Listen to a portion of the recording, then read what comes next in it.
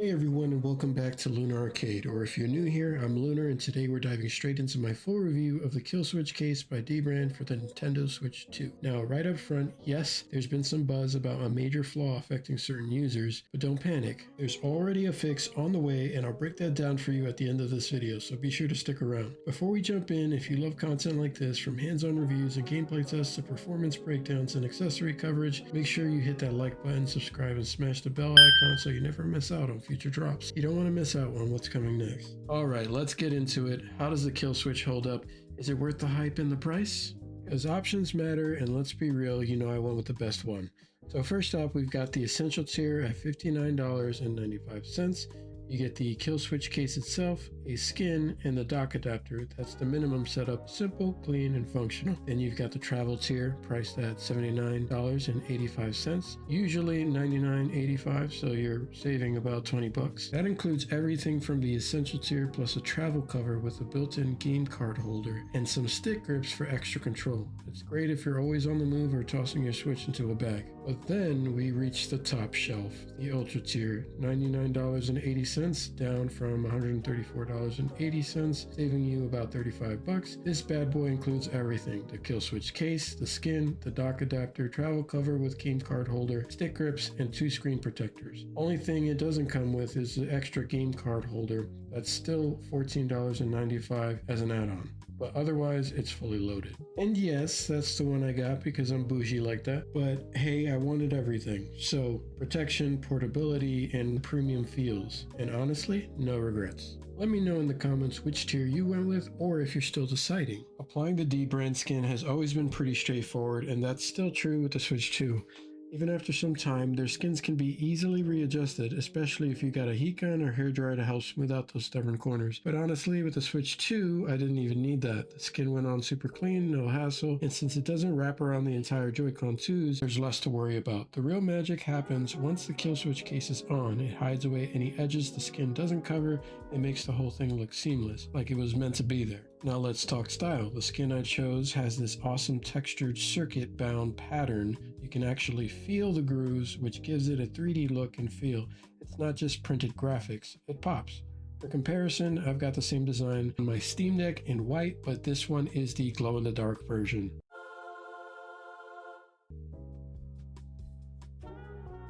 So the cover is actually kind of like a glaze see-through effect, and you definitely don't need to get the extra cartridges if you don't want, but it is really cool because it's magnetic. So if you get it without the game cards, that's fine, and you'll have that. But I figured it's nice because it's very compact and you can actually take your 5 favorite games with you, 5 up top, 5 on the bottom, so 10 altogether. When I first saw this online, I thought it looked like a pain in the ass to pretty much take games out, cartridges out, and add them in, but it really isn't. So you have this bottom portion that holds the cartridge in, really, and then you can actually just pull this tab like slightly. You don't even need to use a lot of force, and then it just comes right out. And then to put it back in, you do the same thing, and then you just press down and it's in. That's it. And then you simply add it back to the case. So you put that down there, and then, or actually I would start this way, and then you have the magnet. And then this is actually one of my favorite things, surprisingly, about this whole thing. This actually feels really sturdy. It feels like very good quality wine type of, I wouldn't even say twine exactly with this giant thread that's coming through here.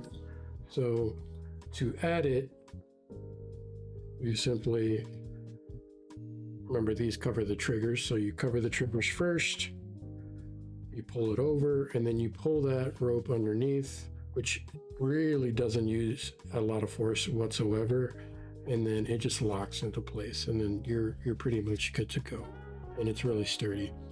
And overall, I'm a big fan of DBrand, their cases. The overall quality of their stuff is actually really good. And I've encountered other cases for other brands, other handhelds and things like that, but they've always had a very top tier, even like you could see when I was opening the box, like they put a lot of extra care and it seems really premium. Like when you open the box, you feel like you really paid for something worth your while, you know, so that's always something there.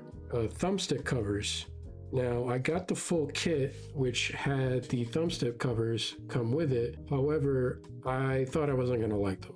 I looked at the texture and I was like, ugh, it's going to feel like really annoying, like pointy little, because you can see the little portions of it like coming out. And I was like, I'm going to hate this. I'm really going to hate that. And I put it on, and to my surprise, I'm in love with them. It doesn't feel like they're like poking me or anything like that. I was worried because I saw someone online mention this and he was like, oh, he's not a fan of it. He didn't want to use them. And I thought the same, but I was like, you know what? Let me try it. So I went ahead and tried it and I ended up loving them. I'm going to keep them on. They're going to protect my sticks. My original sticks on my Switch 1 had worn off. So that's why I recommend getting some type of cover, even if you don't like these. But I'm really, really, really a big fan of this, and it adds a lot of comfort overall to when you're playing, and it just helps a lot, especially in that mouse mode. So like, you know, before I felt like I had to put my hand in a weird claw to kind of like get the mouse to work the way I want, but now I can like rest my hand there and it's a lot more comfortable, and I feel like I'm actually grabbing something on this end. So when you're using in mouse mode. Now there are different types of shells. There are the clamshell like my friend John got, where you can't actually detach them like this. Although he told me he's not really going to use mouse mode that much. That's his preference. However, I am. So I wanted something that had that as well. And it's very easy to take off, and when it's connected, it looks like it's a full part of the case. His actually just opens up, like it opens up so you can take his joy that comes out, and then, you know, that's the only way you can do that. But I really wanted to get something that could do something like that and required a lot less work. Not only that, but if I really needed to, because the biggest downside is that you cannot put these in the Joy-Con grips, the plastic Joy-Con grips, because this part gets in the way of that. So here you have the charge grip, and it's the same with the regular grip. Because this doesn't come off, there might be a way to get it off the original, like if you actually take it apart. I haven't looked up any teardown videos for that, but I might do that for the regular one, because any grips you can buy, even third-party ones, if it's just this middle piece, you would be able to connect this, but you see, because it's on, I can't actually do it.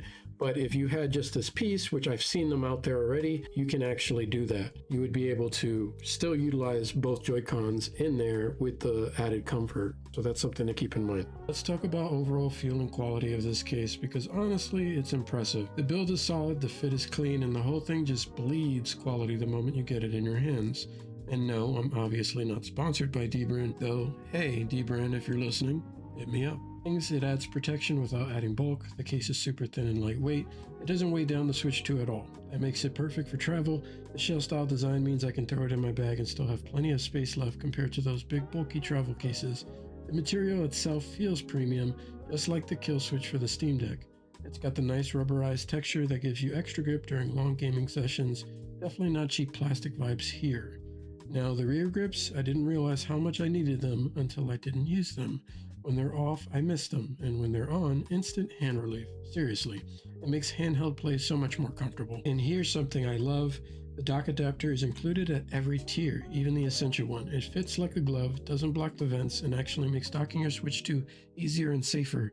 It allows you to show off your console front and center, and while I haven't had any scratches from the normal dock use yet, I don't want to push my luck, because there are some reports out there about that. Now, you don't have to go ultra tier like I did, but I do recommend it. Still, even if you just grab the essentials now, you can always add the accessories later, since they're all available separately. Now for the not so good news, but don't worry, it comes with a solid remedy. Some users have reported that the Joy-Con grips on the Switch 2 Killswitch case can detach under certain regular use scenarios. The good news is that DBrand is already on it. They're offering a free replacement shelf for every customer, even if you're not experiencing the issue yourself. That's right, you don't even have to be affected to get the upgraded version. Personally, I haven't had this problem with mine, but I still reached out to get on the list. Why? Because the replacements are supposed to be even better than the originals. And hey, who doesn't want a free upgrade? There's also a separate page DBrand posted where they explain in detail how this issue can happen for certain users. True to DBrand fashion, it's hilarious, but also incredibly transparent and informative, which is honestly rare with companies these days. I've linked everything in the description below, the update post, a deep dive into the issue, and a bonus link where DBrand explains why they designed the Killswitch the way they did. It's actually really cool to see their design thinking in action, and in my opinion, it's what makes this one of the best Switch 2 cases out there. If you run into this issue or just want to make sure you get the upgrade like I did, I highly recommend checking it out. Let me know in the comments if you already received yours or if you'll be requesting the replacement.